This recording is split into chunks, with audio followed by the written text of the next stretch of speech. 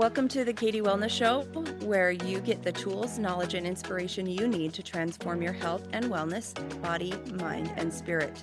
You'll learn holistic and practical wellness strategies that empower you to reclaim your health and fully step into your power. You belong here as you learn to tap into your intuition to support your body every step of the way. Let go of what's no longer serving you and teach these tools and strategies to your family to raise emotionally and physically resilient children. Hey there, welcome back to the Katie Wellness Show. I am your host, Lindsey Katie.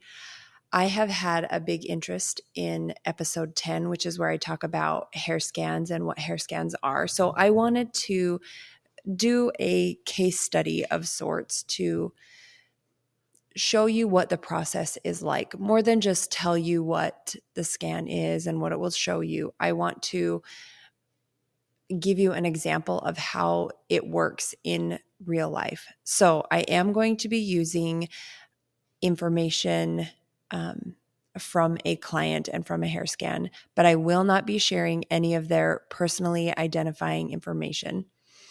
So I'm not crossing any client confidentiality rules there, but I want to really show you how it works, how the hair scan works. And I will preface that by saying a hair scan is not a diagnosis tool. So if you are expecting to get a label or a prescription from me, you need to look somewhere else, because that is not what I provide. But what you will get is a better understanding of how your nutrition, how your habits, and how your emotional well-being are playing into your health or sickness. So let's jump into this case study. I had a client come to me who had menstrual bleeding for over 2 months. She felt like she had a lot of facial hair. She had cysts on her ovaries. She was tired all the time. She had weight gain or the inability to lose weight. She had some recent blood work and urine tests done, and many of the factors that were tested on that test came back in the normal range, which was really frustrating for her. When we looked at functional levels for the items that were tested, a lot more of them were out of range, but there was nothing clear cut as to why she was having a lot of these symptoms. She maybe suspected there was some PCOS type symptoms, or I guess diagnosis, for lack of a better term. But she was taking a lot of good, clean supplements to kind of help with that. Some iodine supplements and inositol. She was doing a gluten-free diet and felt better from doing that. She had been doing that for 3 months, I think, or so. But she said that she felt better doing it. She was getting 6 to 7 hours of sleep at night with the CPAP machine. She was getting a pretty wide range of water a day, a protein bar for breakfast, but meals were pretty inconsistent. So we did a hair scan, and here is what her hair scan said. It said that she needed more minerals like chromium, potassium, sodium, selenium, that she needed to get more vitamins, more B5, more inositol, which I thought was really interesting because she was taking an inositol supplement. She hadn't been taking it for very long. But sometimes that does happen. If you are taking a supplement for a long time and it shows up as deficient in your hair scan, it means that it may not be the right supplement for you, or that your body's not able to absorb the nutrients from that supplement. Her hair scan also said to reduce EMF exposure, which is electromagnetic frequency exposure, meaning that she was around electricity a lot. She was holding her phone on her body or holding it while it was plugged in, which allows the body to conduct all that energy. So these energetic waves were really bugging her body. She needed more antioxidants to help reduce inflammation, and that there were some gut issues, some microbial imbalances, and her body was having a hard time with metabolizing fatty acids. Her body was also telling her to work on balancing her blood sugar and to increase her or improve her cardiovascular system or support it better. Now, when I meet with clients and I look at their scan, my mind is looking for connections. What about this scan is connected, and how can we go just a little bit deeper? How can we get to the root cause of why the body is responding in these ways? It is firmly my belief that symptoms are our body's way of asking, sometimes crying, sometimes screaming for help. They are signals to our body that something is not working right. And they are not to be feared, and they are not to be punished, or they are not something that we need to be ashamed about. That is our body's way of communicating with us what we need. Sometimes we have a really hard time interpreting what our body is asking for, but that's one thing I love about the hair scans is that they help you pinpoint it. And there are other ways that you can do it. You can do this through muscle testing, but this is just a broader overview to help you go deeper to bringing that balance to your body. So my mind is looking for connections.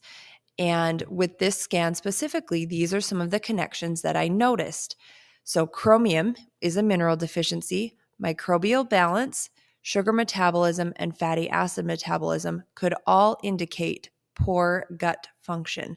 So chromium, the mineral chromium helps to support metabolism.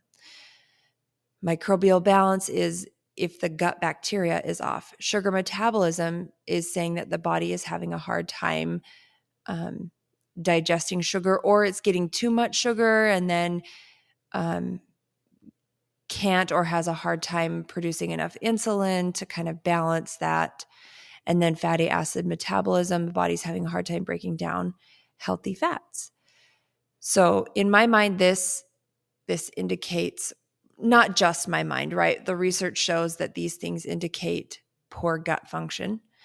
And there are habits and supplements to support these. So some of the things that we talk about after looking at this scan, or as we're looking at the scan, we talk about eating in the correct order.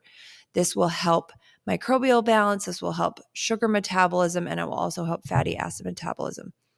Chewing your food to a paste before swallowing, this helps unlock more of the nutrients. It helps your body not have to work as hard to be able to utilize the nutrients and the energy that is coming from the food. Another thing that we can do is check the hydrochloric acid. And I do this through a baking soda test, typically before I meet with the client. So we look and see if hydrochloric acid levels are where we need them to be. Another way that we can support the poor gut function, or something that I suggested to this client, was to eat more probiotic-rich foods, or take a supplement, or both, preferably both. Second connection that my mind sees is with interference, so those EMFs, radiation exposure, and antioxidants. All three of these, so being low in antioxidants and high in interference and radiation exposure, are all linked to inflammation. And this client specifically had not been tested or diagnosed with anything specific, but based on her symptoms and the research that she had done beforehand, she suspected that there may be some PCOS, polycystic ovarian syndrome. And inflammation is fuel to the PCOS fire, right? So anything that we can do to bring inflammation down is going to help alleviate some of those PCOS symptoms. Ways that we talked about for her to do this is grounding daily, meaning getting your bare feet on the earth.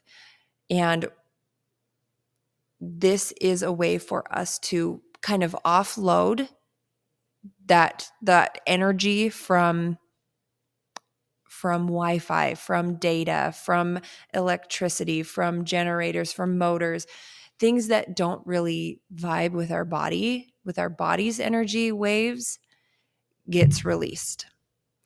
More ways that we can reduce inflammation is increase dark berries, green leafy veggies, typically through a daily smoothie.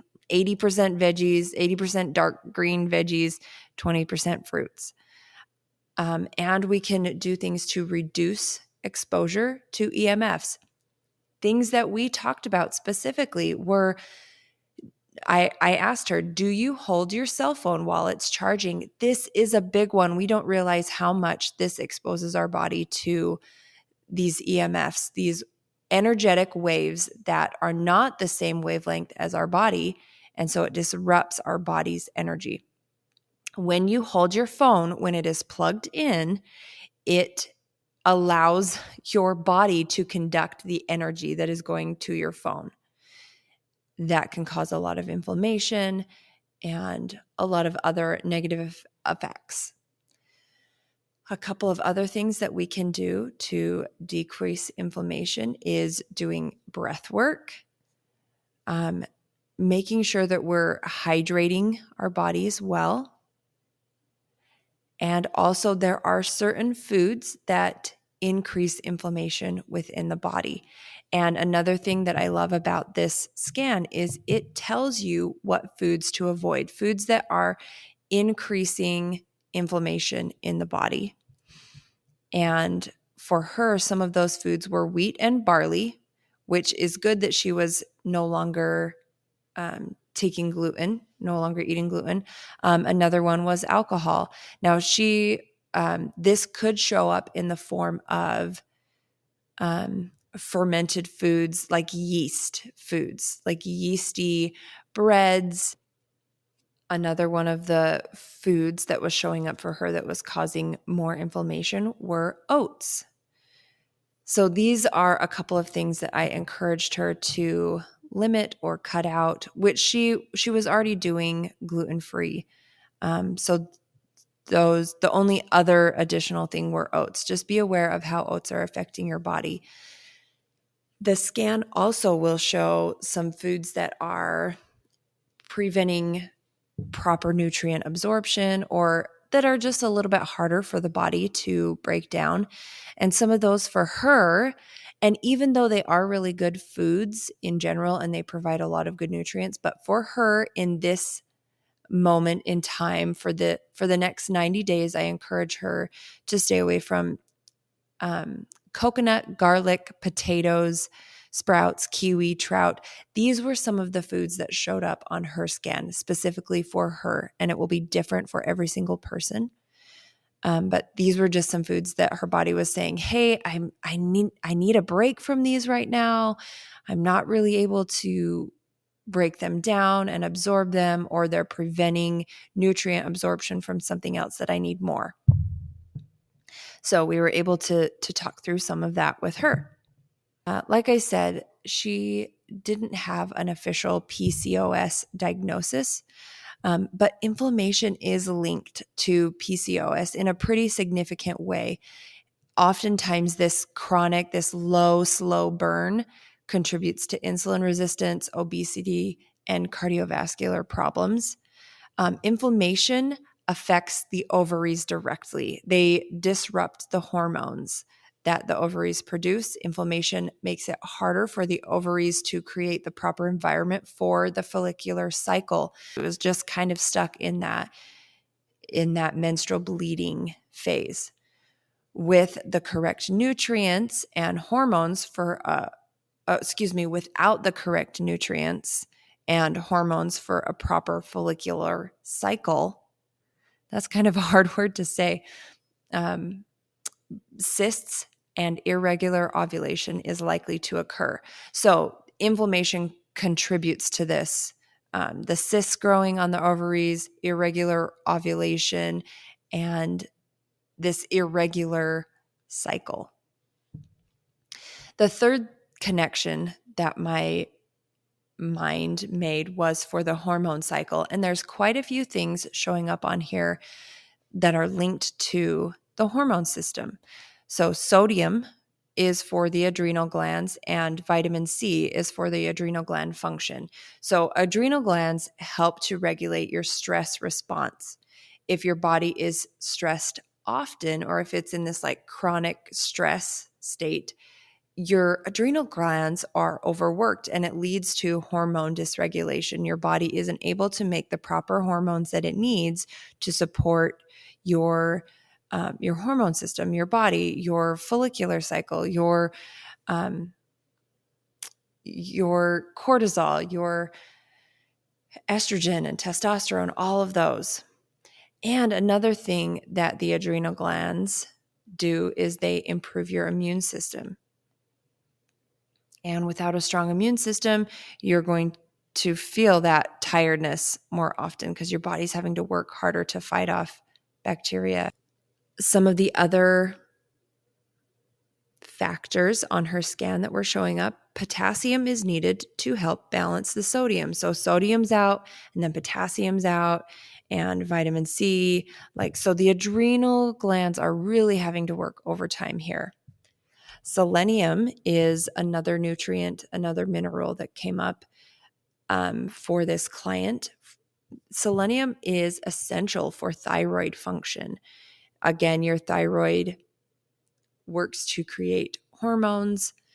I feel like it's so common for thyroid dysfunction because we are so stressed all the time. We just live in this constant state of go, go, go, and stress and mom guilt and overwork. And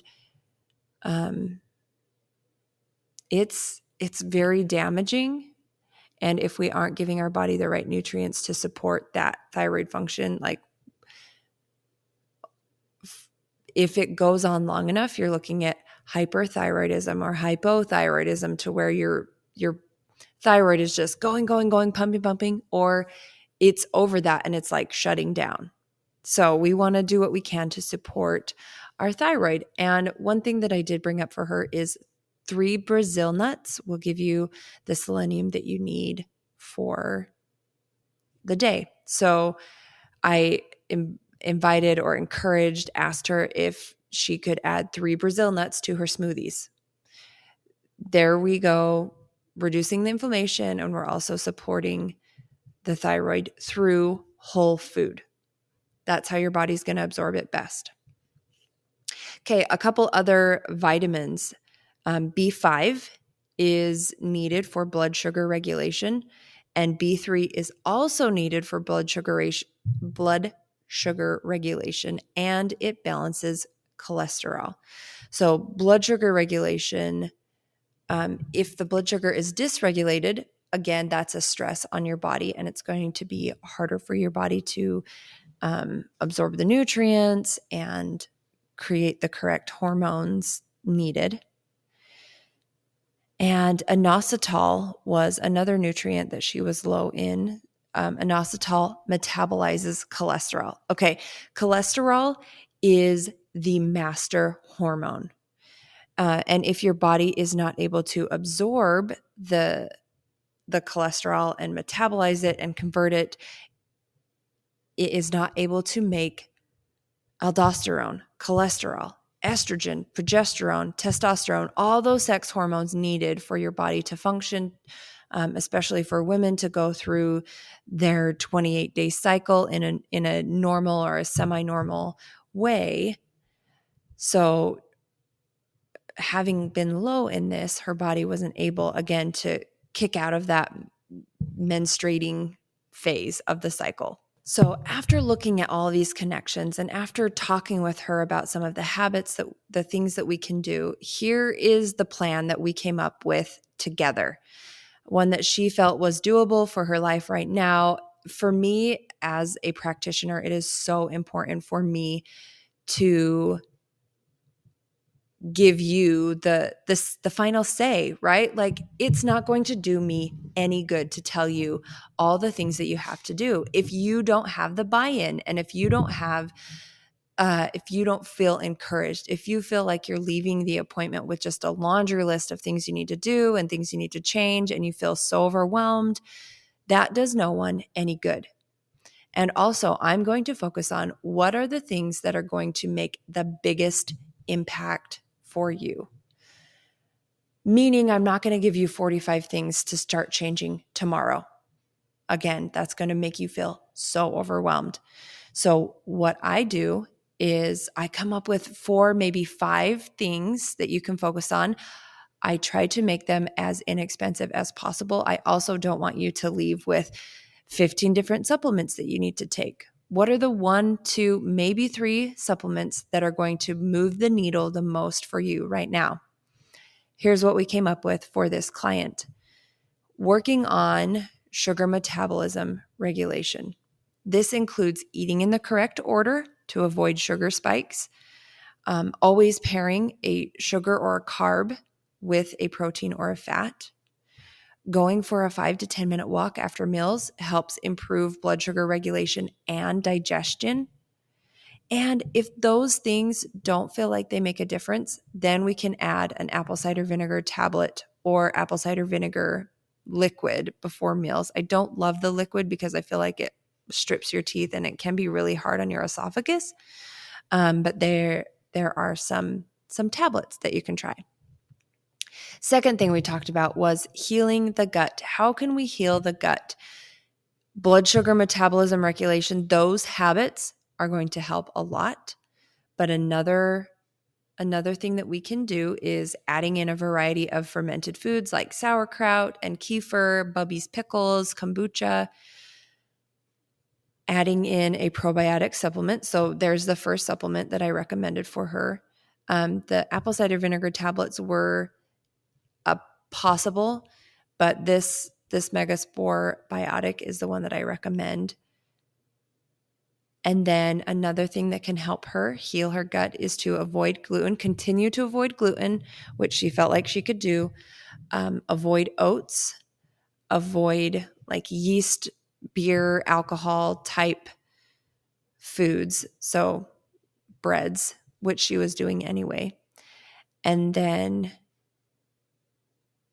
eating 3 Brazil nuts a day for selenium. So that was the third one. So first one was blood sugar metabolism regulation. Second one was healing the gut. Third one was to eat 3 Brazil nuts a day for selenium. Number 4, I encouraged her to drink water with minerals or electrolytes because that was her number 1 priority was minerals. Aim for half your body weight in ounces of water every day. And if that feels like too much, this is a recommendation that I would give for everyone, right? Aim for half your body weight in ounces of water every day. And if you make it there, then keep going. If you can, drink your full body weight in ounces every day. But if you're just getting started, aim for half. And if that still feels like too much, start with 16 ounces in the morning first thing to flush your organs and to hydrate after sleep. And then aim for 8 ounces every hour throughout the day. That's like a way to check mark. Am I drinking enough? Am I getting enough? And then the fourth step, or the fifth part of the plan was to balance sodium and potassium by eating fruits and vegetables with the sodium, with the high quality salt, and then eat as many leafy veggies as you can to smoothies. And then one other thing I did encourage her, because she works in a place that has a lot of equipment plugged in and she really doesn't have a lot of control over that, I did recommend a supplement for that, which is spirulina. This client and I came up with a 5-step plan with 3 supplements and possibly a 4th. Those include the Megaspore Biotic, the spirulina, minerals or electrolytes added into the water, and apple cider vinegar tablets. These are the things that are going to move the needle forward for her the most as far as supplement-wise.